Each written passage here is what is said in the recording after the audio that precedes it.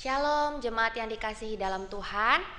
Selamat hari Minggu dan selamat memperingati hari kebangkitan Tuhan kita Yesus Kristus yang rela mati bagi kamu dan saya.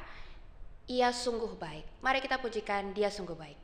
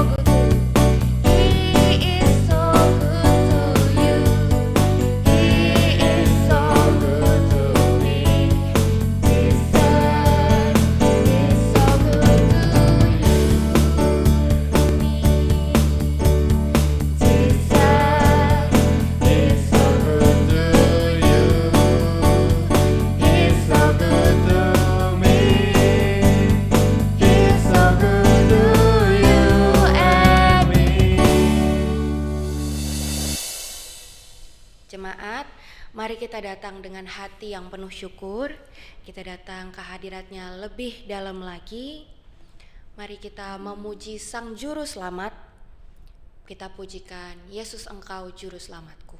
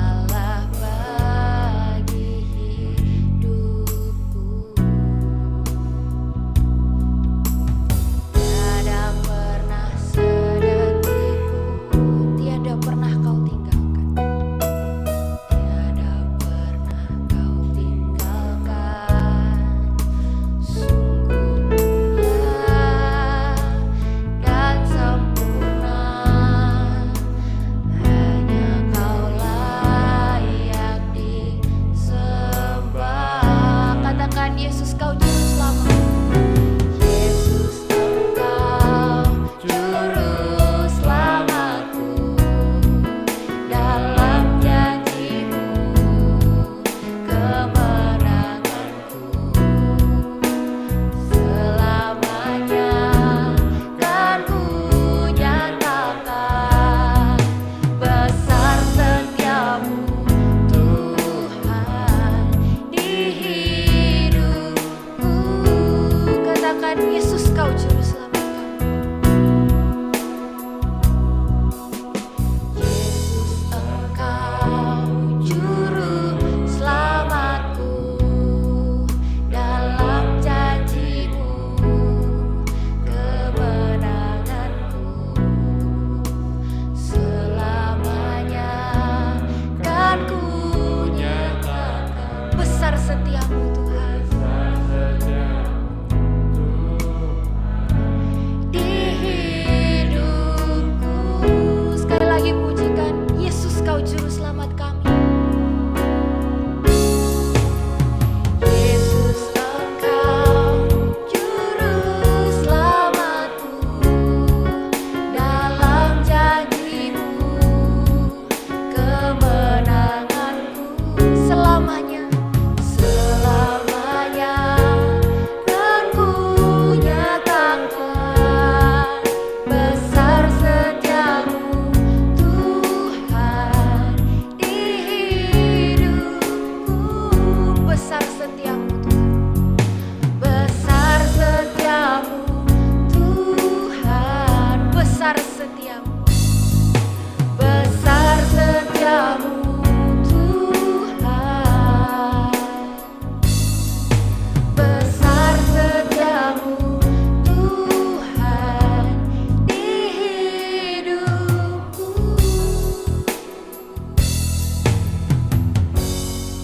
Kita siapkan hati kita untuk doa foto.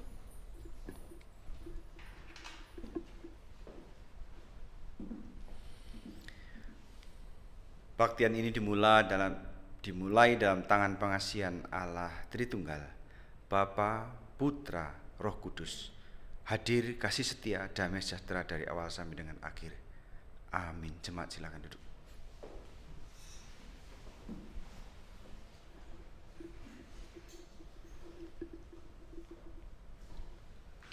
Mari jemaat kita datang bersujud di hadapan Tuhan. Kita akui segala dosa yang telah kita perbuat, yang tentu menyakiti hati Tuhan. Datanglah dan minta pengampunan daripadanya. Saya berikan waktu kepada jemaat untuk berdoa secara pribadi, dan saya akan menutupnya dalam doa. Kita bersatu dalam doa.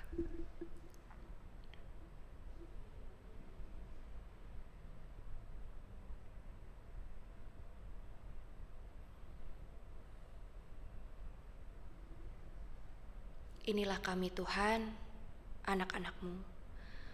Kami datang dengan hati yang hancur memohon pengampunan yang daripada-Mu. Kami mohon layakkanlah kami untuk dapat memuji dan menyembah-Mu ya Tuhan. Kami sungguh bersyukur atas penyertaan kasih-Mu di sepanjang hidup kami. Terima kasih Tuhan, terima kasih. Hanya dalam nama Tuhan Yesus kami telah berdoa. Amin. Kita adalah umat pilihan Allah. Kita dipanggil untuk menggenapi firman-Nya. Mari puji Dia dengan sukacita. Kita bangkit berdiri, kita katakan, "Kukan bangkit."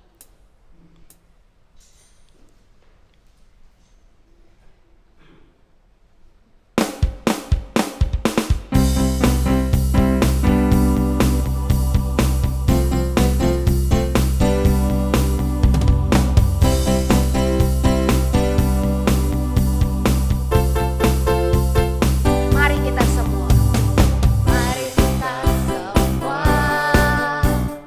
umat pilihan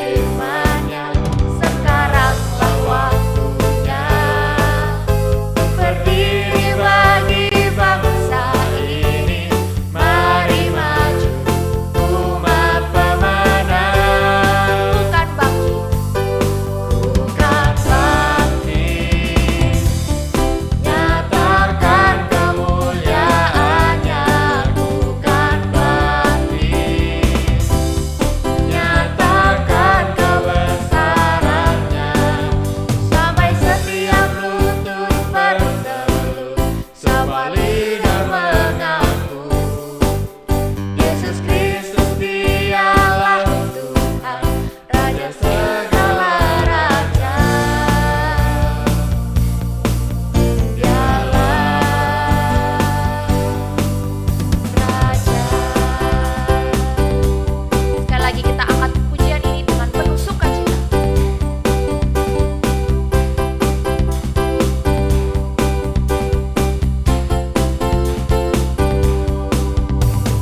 Mari kita semua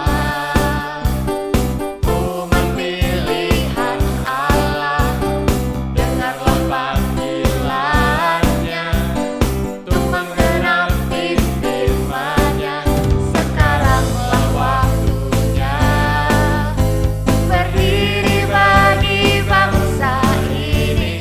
Mari maju umat pemenang, bukan bangkit, bukan bangkit. Nyatakan kemuliaan-Nya, bukan bangkit. Nyatakan kebesaran-Nya, sampai setiap lutut bertelut, semua lidah mengaku Yesus Kristus dialah Tuhan, Raja segala raja. Dialah bukan bangkit, bukan bangkit. Nyatakan kemuliaan-Nya, bukan bangkit.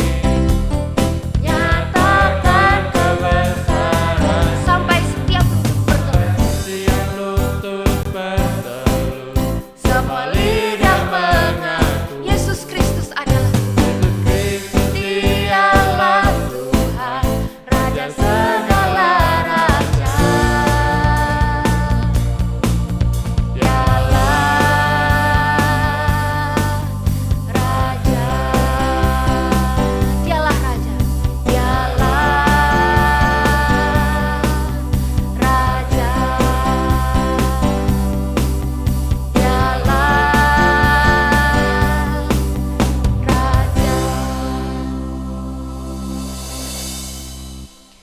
Pengorbanan Yesus di atas kayu salib memberikan hidup yang baru bagi kita semua.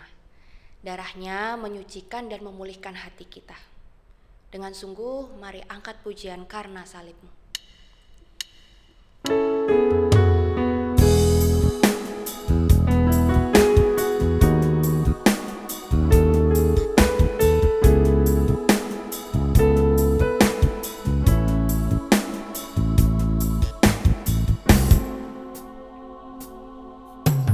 Hanya Kau Tuhan di hidup, Kau berikan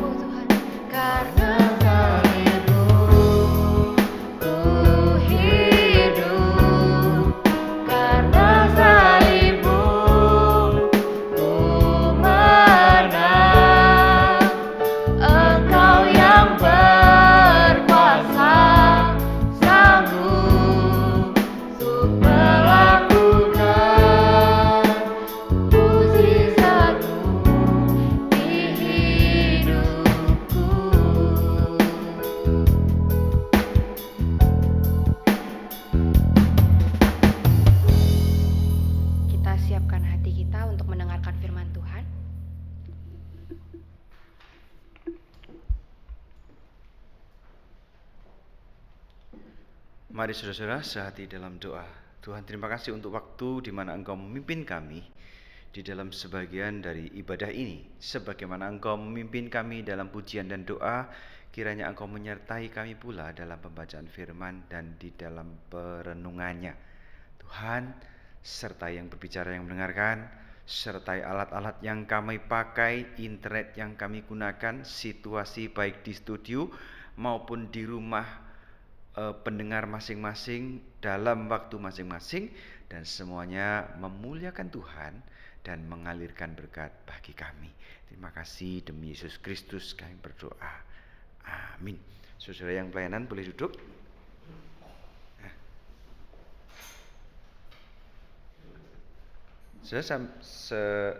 Sementara Saudara David menyiapkan screen untuk saudara,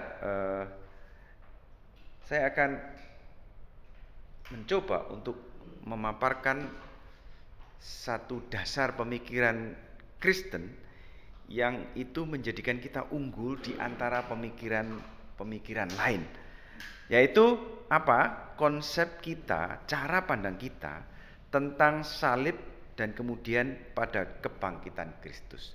Ya, saudara.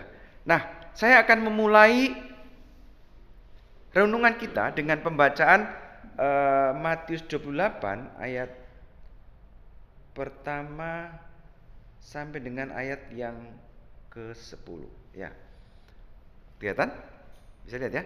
Ya. Matius 28 ayat pertama sampai dengan yang 10, kurang besar.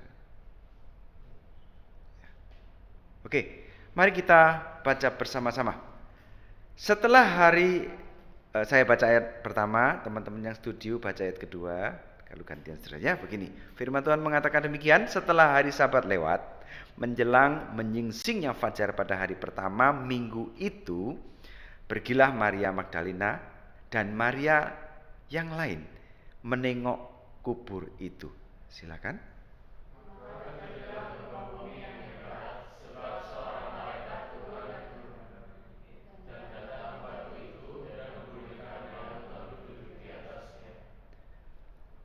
Wajahnya bagaikan kilat dan pakaiannya putih bagaikan salju.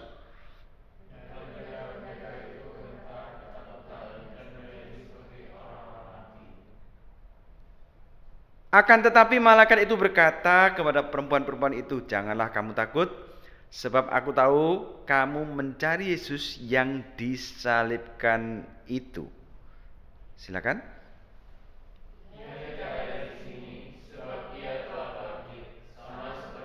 Telah dikatakannya, mari lihatlah tempat ia berbaring.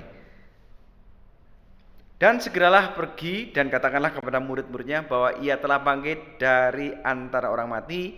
Ia mendahului kamu ke Galilea. Di sana kamu akan melihat dia. Sesungguhnya aku telah mengatakannya kepadamu. 8.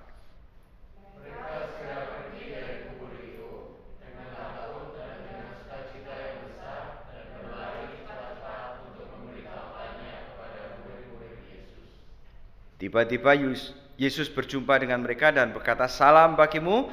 Mereka mendekatinya dan memeluk kakinya serta menyembahnya.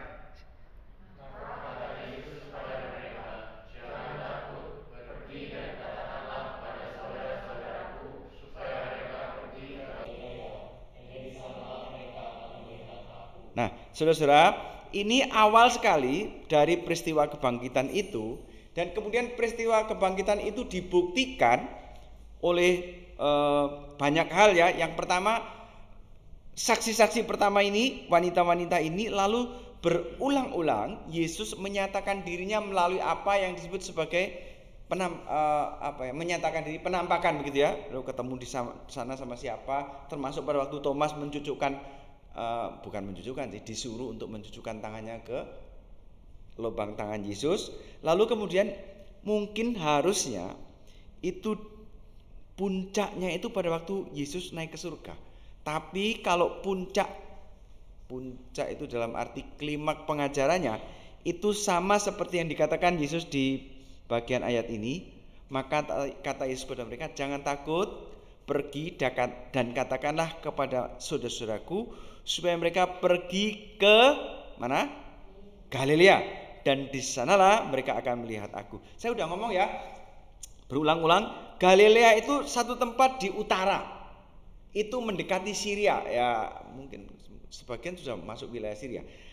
Di bawahnya ada Samaria, lalu di bawah lagi ada Yudea. Yudea itu Yerusalem dan sekitarnya, tempat Yesus dilahirkan. Jadi coba bayangkan kalau kisahnya tentang kelahiran Yesus itu dia tinggal di Nazaret, itu sekitar Galilea, lalu kemudian melahirkannya harus di Bethlehem, berarti dia naik unta atau kuda sampai ke selatan.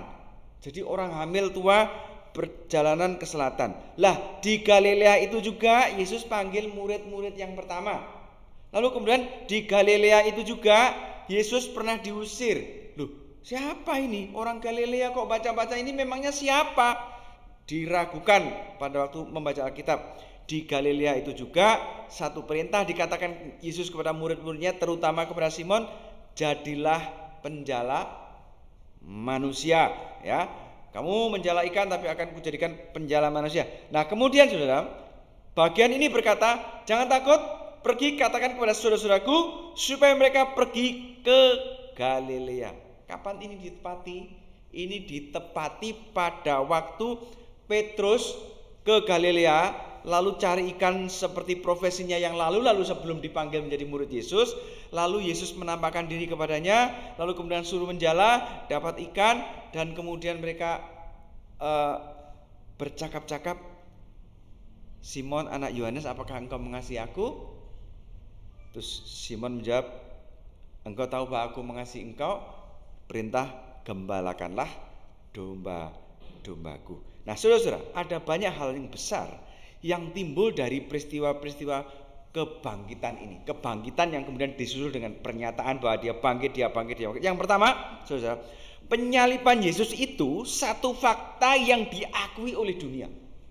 Jadi sejarah-sejarah para ahli mencatat, orang Kristen jelas mencatat.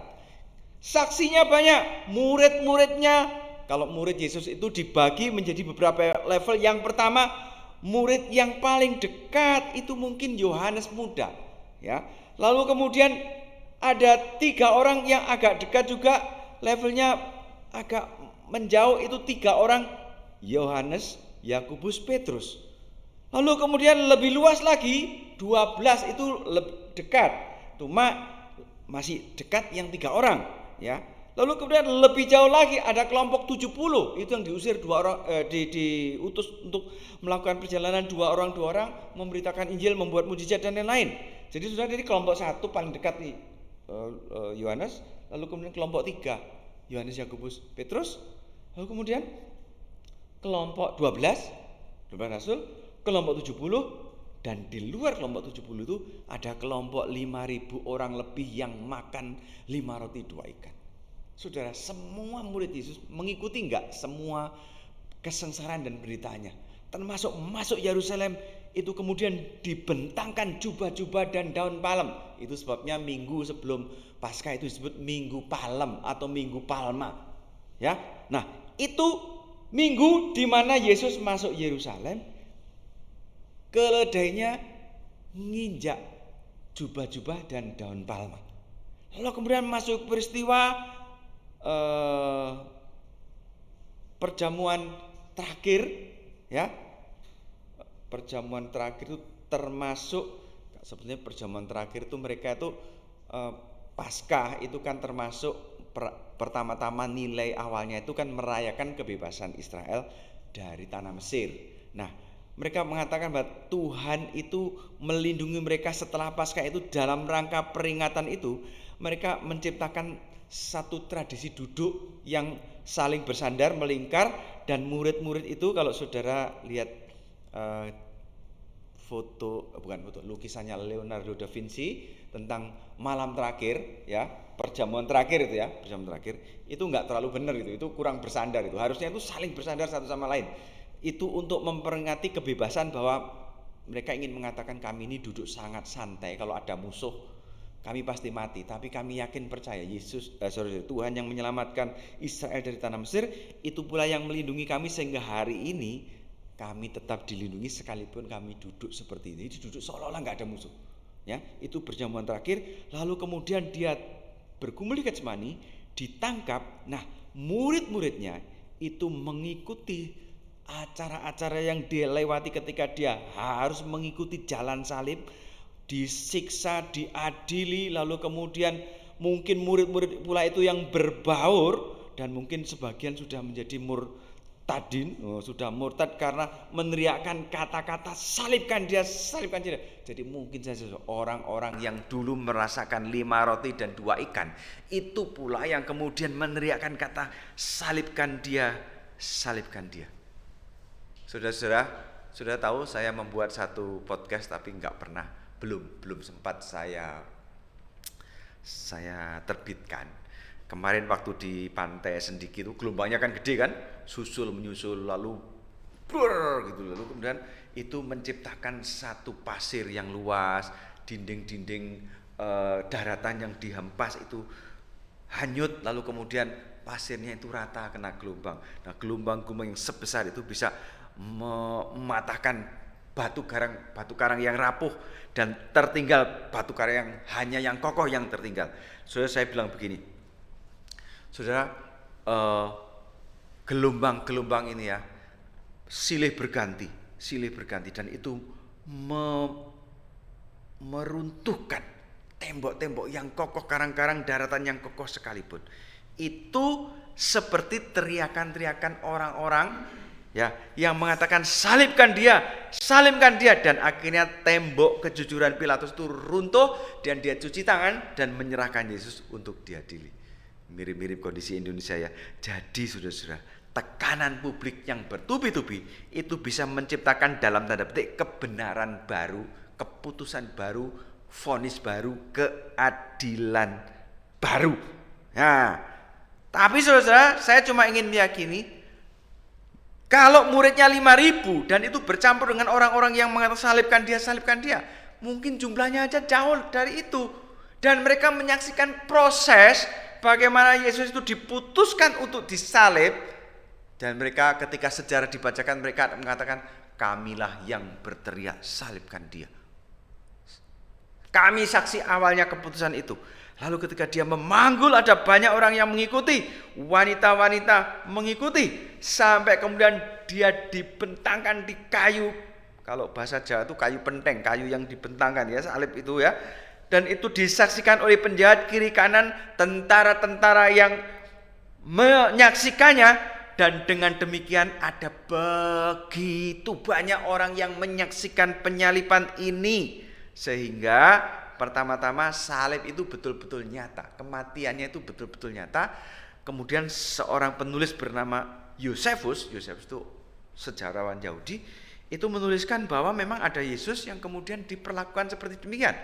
Seperti ini, disalibkan, didakwakan sebuah kesalahan, dan dihukum mati secara salib. Saudara-saudara, sejarah mencatatnya, orang-orang jadi saksi, kematiannya betul-betul diakui. Kenapa kok CT ngomong ini kan hari kebangkitan? Tunggu dulu. Jadi ini fondasi perenungan kita hari ini. Nah, ada orang yang meragukan, misalnya orang Muslim itu percaya yang disalib bukan Yesus.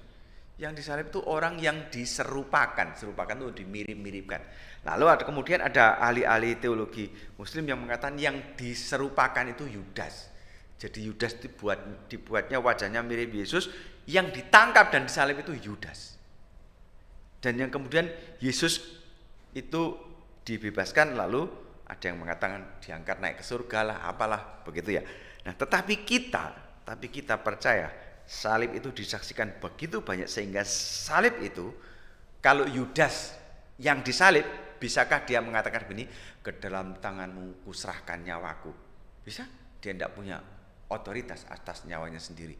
Kalau Yudas yang disalib, bisakah dia mengatakan kepada penjahat di sebelahnya, hari ini engkau akan bersama-samaku di dalam Firdaus?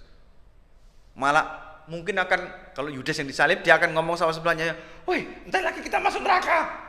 Mungkin gitu ya.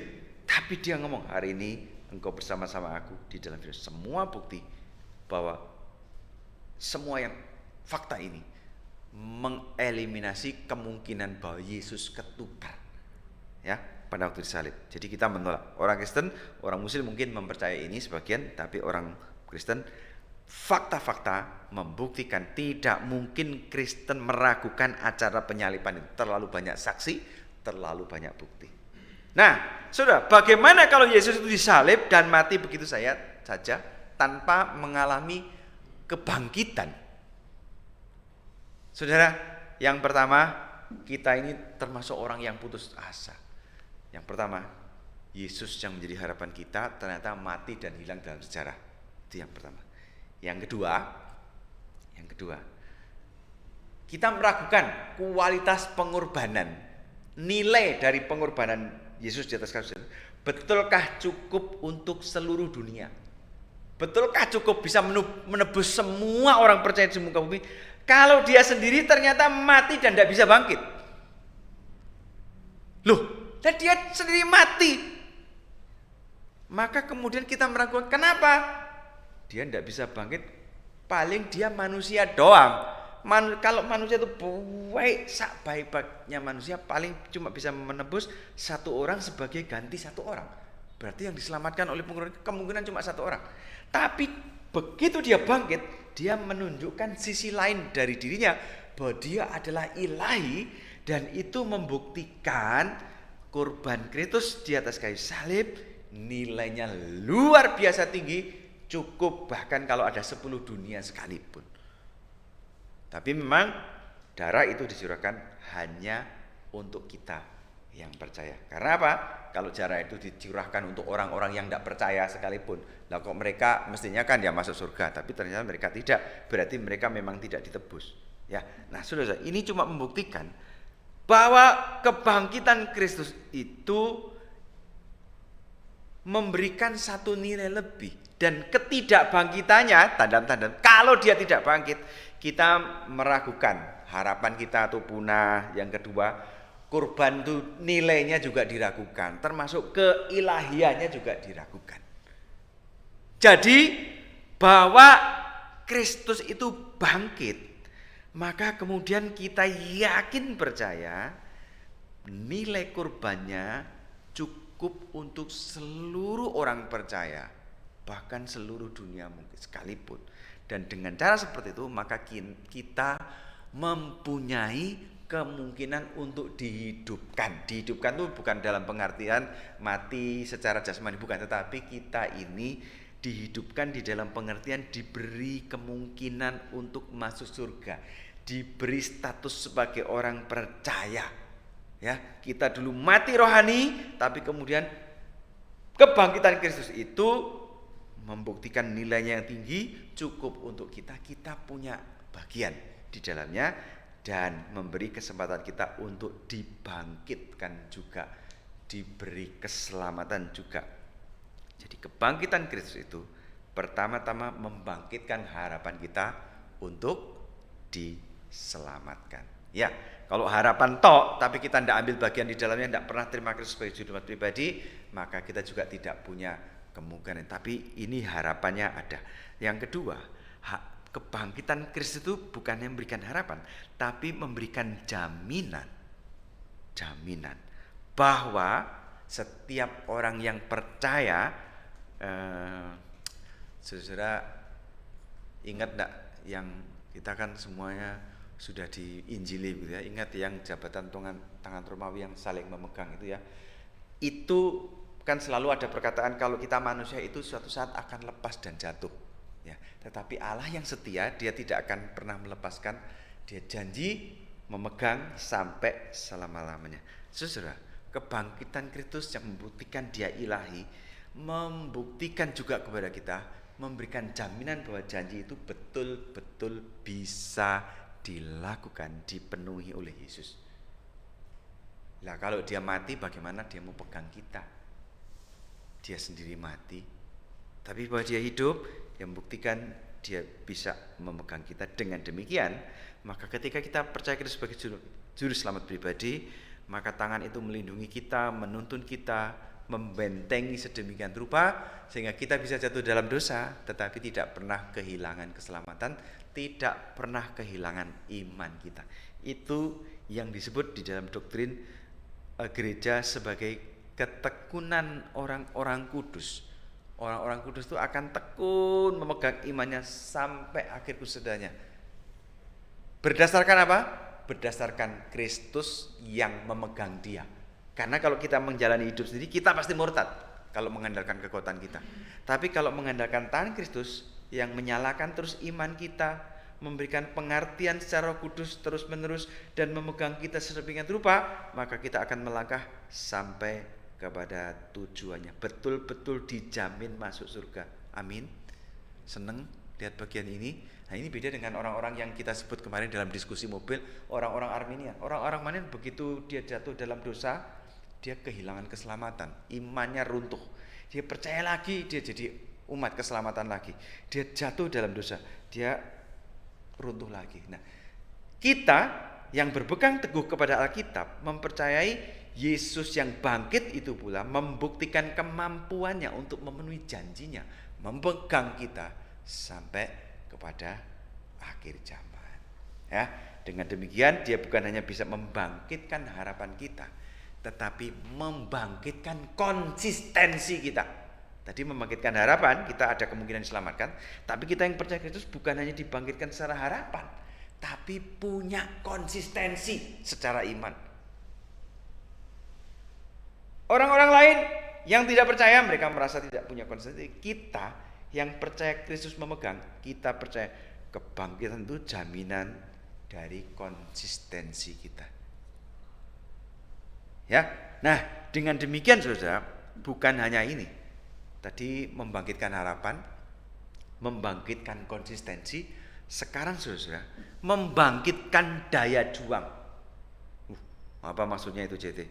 Saudara-saudara, murid-murid ini ya, yang lihat ini, kemudian berkumpul di Galilea seperti pesannya ini ya, ayo pergi ke Galilea. Lalu di sana terjadi peristiwa kumpul Galilea, dan di Galilea itu, saudara, terjadi mujizat yang sama, menangkap ikan secara banyak, yaitu secara mujizat ya.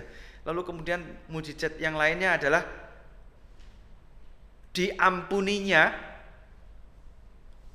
Simon yang mengkhianati dia. Yudas mengkhianati, dia bunuh diri, tidak mendapatkan ampunan. Tapi Simon mengkhianati, dia mengampun. Tuhan bertemu dan memberikan ampunan dan mengatakan, Simon anak Yohanes, apakah engkau mengasihi aku? Dan dia mengatakan, aku mengasihimu. Engkau tahu bahwa aku mengasihimu. Dan kata-kata gembalakanlah dombaku itu bermakna pemulihan jabatan dia di dalam kerasulannya. Orang Katolik menganggap lah ini loh titik tolak dimunculkannya paus, dan itu kemudian disebut paus yang pertama, itu si Simon itu. Tapi kita menganggap itu restorasi, bahwa dia dulu mengkhianati tapi kemudian dipulihkan di dalam pelayanan. Kalau dipulihkan dalam pelayanan, kira-kira hatinya dipulihkan duluan enggak? Dipulihkan. Kapan itu? Pada waktu Yesus ngomong, ya, apakah engkau mengasihi aku? Yesus tidak ngungkit-ngungkit, Simon, apa yang kamu lakukan pada waktu ayam berkokok 3 kali? Dasar kurang ajar, ketua kelas nggak tahu diri. Yesus nggak ngungkit-ngungkit kayak gitu.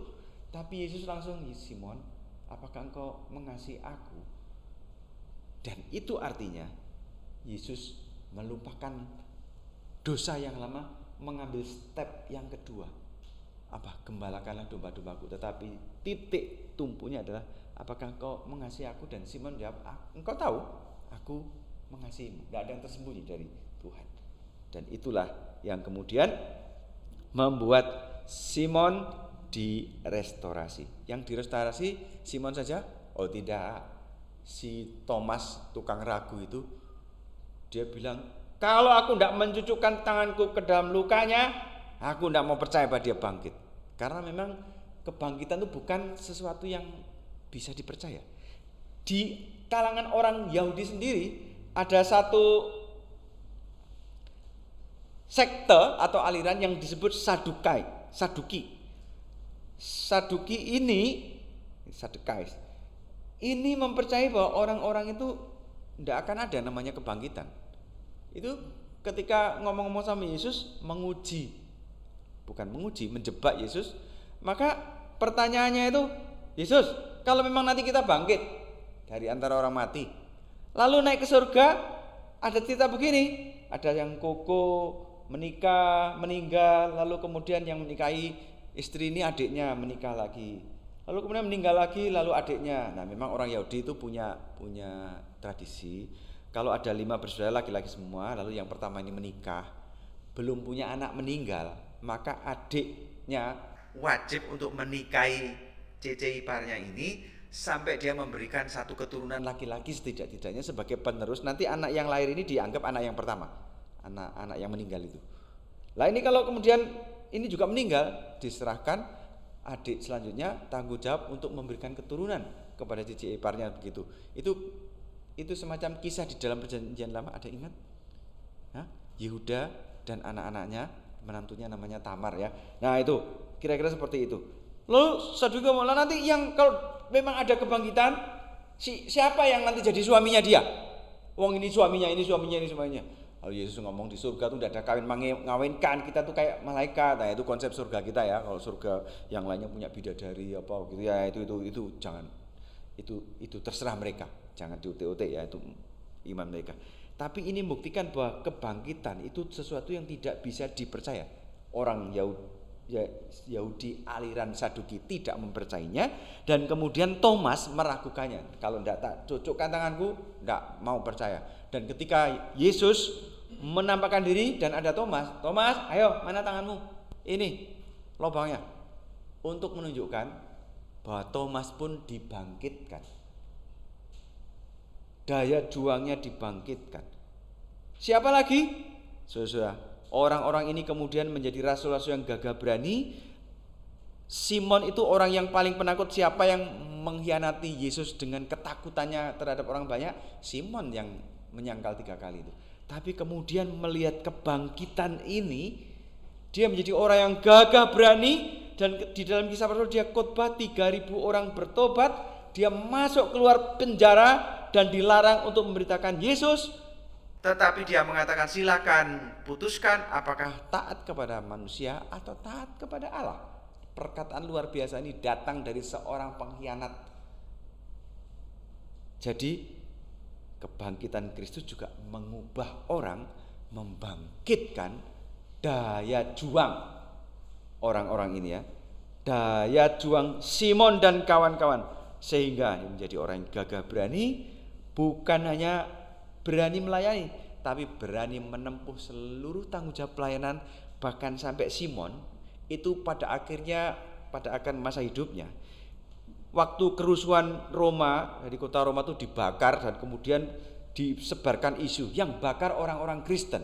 Maka orang-orang Kristen itu diburu untuk dibunuh. Simon waktu itu ke Roma dan keluar dari kota Roma. Dalam kisah tradisi itu diturunkan dari mulut ke mulut, tapi entah kandungan kebenarannya berapa persen. Dalam kisah tradisi dikatakan Simon itu keluar lalu ketemu dengan Yesus, menampakkan diri lagi Yesus dan mengatakan, Tuhan, mau kemana Tuhan? Aku mau ke Roma, mau disalib untuk kedua kalinya.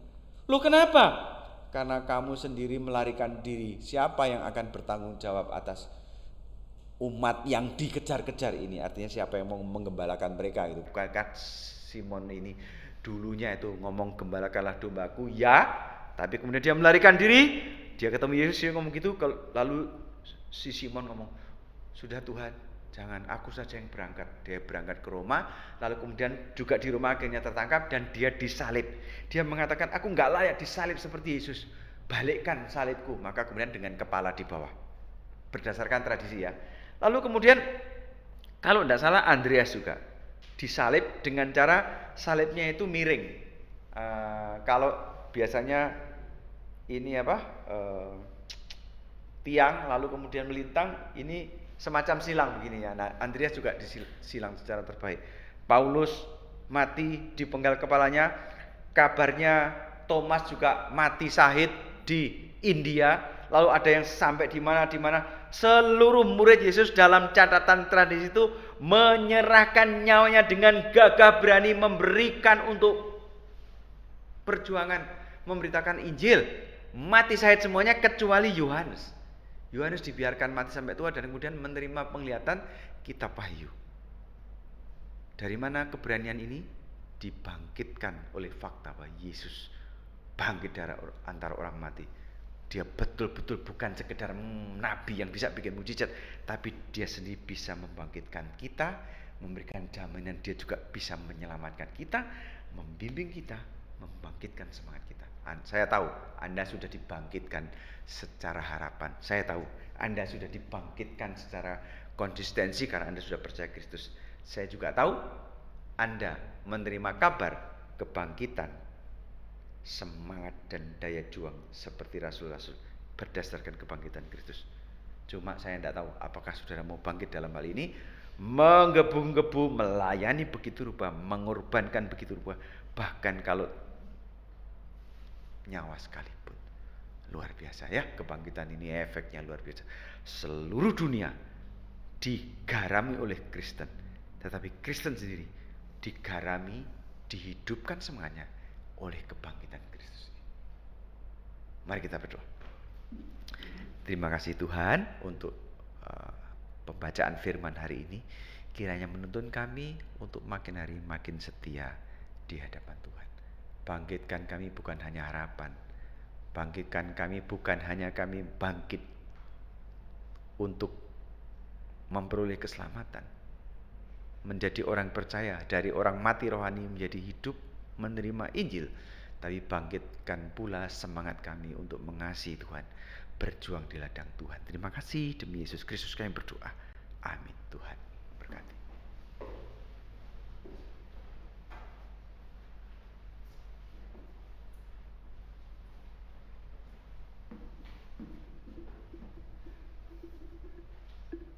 Bersyukur atas firman yang telah kita dengar. Kiranya firman tersebut bisa memberkati kita semua. Sebelum melanjutkan ibadah kita, mari kita menaikkan pokok-pokok doa syafaat. Saya akan memimpinnya. Kita bersatu dalam doa.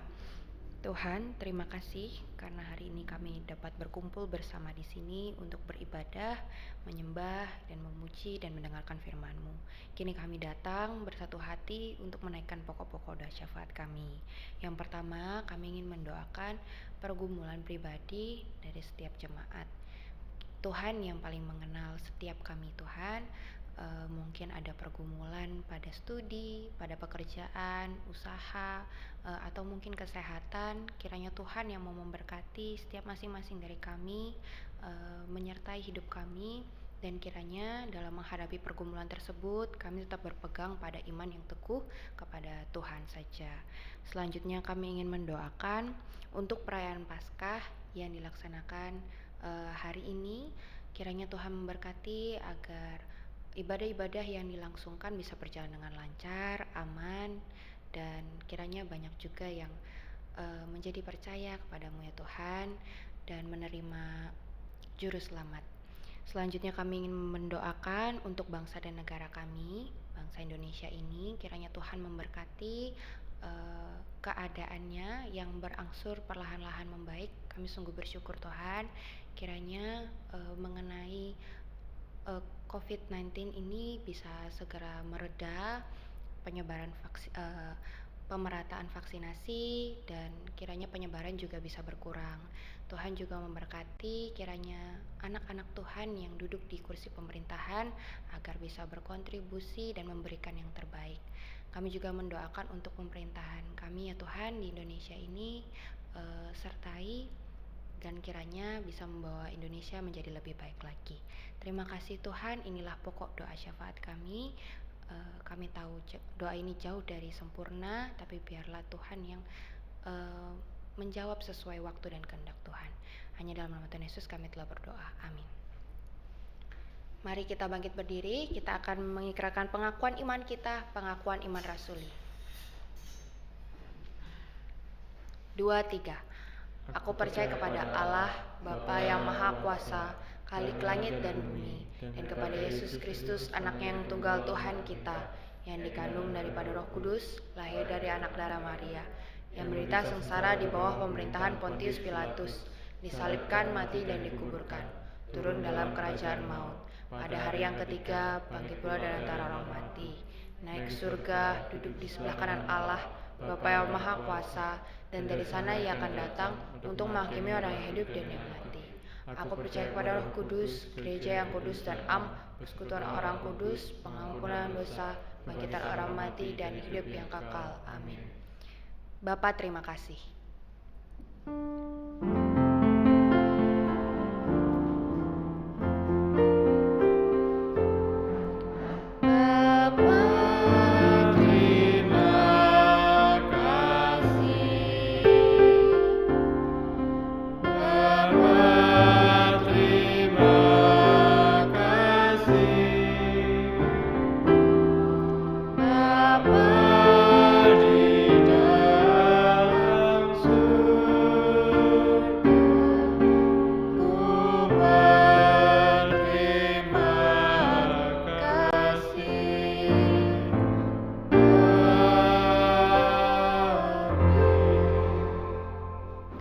Siapkan hati kita, doa berkat.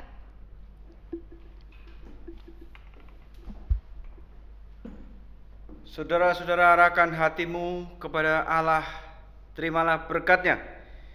Kiranya kasih dari Allah Bapa kita, keselamatan yang dikerjakan Kristus dan dibuktikan di dalam kebangkitannya, dan Roh Kudus yang terus-menerus menyuarakan itu di dalam hati kita, menuntun hidup kita hari demi hari, langkah demi langkah, menjadi orang yang bangkit, semangat, perjuangan, dan cita-cita serta kecintaan di dalam seluruh ladang pelayanan yang kita arungi. Dari sekarang sampai selama-lamanya, bahkan sampai ketemu dengan Tuhan dalam zaman abadi. Amin. Silakan duduk, bakti selesai saat itu.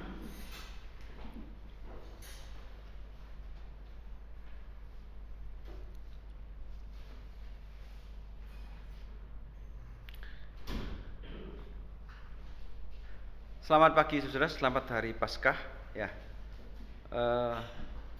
Hari ini agak lain pelayanan karena minggu lalu kita mencoba untuk mematikan audio desktop, jadi hanya untuk lewat input. Ternyata kualitas layanan minggu lalu jernih banget. Hari ini terus dicoba lagi. Saya yakin dan percaya semuanya akan baik. Nah, kita akan berinovasi terus ya.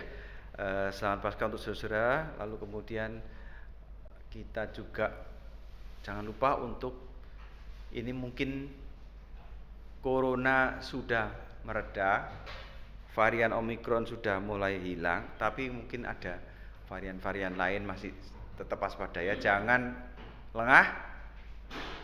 Mungkin masih belum bisa salaman, dada-dada saja, senyum-senyum dari jauh. Pakai masker kalau tidak ada kepentingan untuk tampil secara penuh, MC dan lain-lain ya. Lalu kemudian persembahan juga belum ada persembahan tunai. Jadi semuanya diatur berdasarkan kesepakatan saudara sendiri dengan Tuhan untuk masuk ya, kesepakatan saudara-saudara dengan Tuhan di dalam waktu saudara kumpulkan sendiri ya. Itu saja. Doakan terus supaya kita berbenah. Minggu depan atau 2 minggu lagi kita akan mengingat bukan hanya Paskah, tetapi karya Kristus dalam memulai pelayanan kita, ulang tahun ke-16. Jadi jadikan itu sebagai momen untuk lebih giat lagi, lebih mencintai Tuhan, dan dengan cara itu kita akan mensyukuri 16 tahun tuntunan Tuhan. Ya, nanti kita bicarakan lebih lanjut ya. Selamat hari Minggu, Tuhan berkati.